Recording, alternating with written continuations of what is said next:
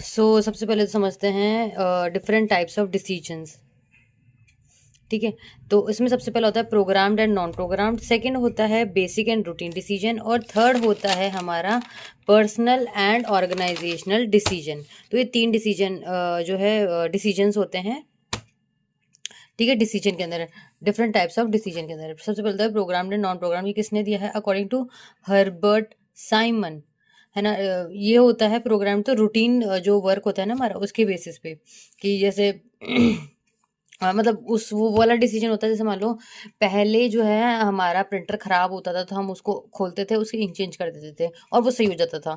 तो अगर दोबारा से अगर वो उसका जो प्रिंटर, वो जो प्रिंटर है हमारा, वो खराब हो जाता है तो हम उसको कैसे सही करेंगे? वापस उसके इंक चेंज कर देंगे। तो मतलब जो चीज़ें हो जाती है उसको वापस हम रिजॉल्व करते हैं, that will be covered in program. तो ये बहुत ईजी है। Program decision related to routine and relative problem. जो पहले हुई थी प्रॉब्लम, तो उसको हम दोबारा से वो प्रॉब्लम अराइज हो जाती है तो उसको हम रिजॉल्व कर लेते हैं। अब होता है non program decision, taken unique और unusual problems that demand high level of executive judgments and consideration.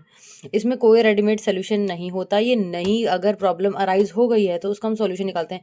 For example, new product introduce करना है, तब हमें नया डिसीजन लेना पड़ेगा। अगर लोकेशन ऑफ प्लांट जाननी है कि हम कहाँ इस प्लांट को लोकेट करें, तो ये भी एक नया तरीके का डिसीजन है।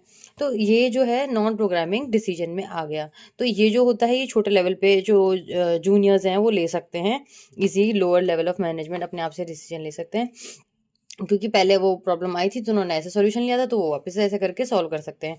अब ये कुछ नया है, तो इसमें क्या होगा? हायर लेवल जो मैनेजर्स होंगे वो ये डिसाइड करेंगे। दूसरा होता है बेसिक एंड रूटीन डिसीजन। तो ये कौन लेता है? यूनिक होता है ये। बेसिक का मतलब होता है कि unique one time decision involve long range commitment, involve large investment.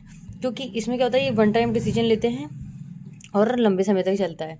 तो ये हो गया हमारा इन्वॉल्व लार्ज इन्वेस्टमेंट, है ना। तो ये हो गया हमारा बेसिक, जो कि हमेशा नहीं होता है। मतलब यूनिक होता है, एक बार हो गया, मतलब अपने आप अनसर्टेन की तरह होता है। ठीक है।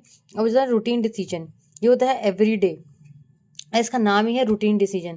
दैट मीन्स कि जो हम डिसीजन लेते हैं एवरी डे, हर दिन जो भी चीज़ें आ जाती है, प्रॉब्लम्स आ जाती हैं, उनके ऊपर हम जो है डिसीजन लेते हैं, that will be covered in routine decision.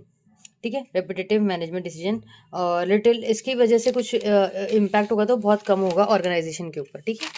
अब आ जाते हैं अपना नेक्स्ट है personal and organization decision, suggest by Chester Barnard. इसने दिया ये बर्नार्ड ने ना।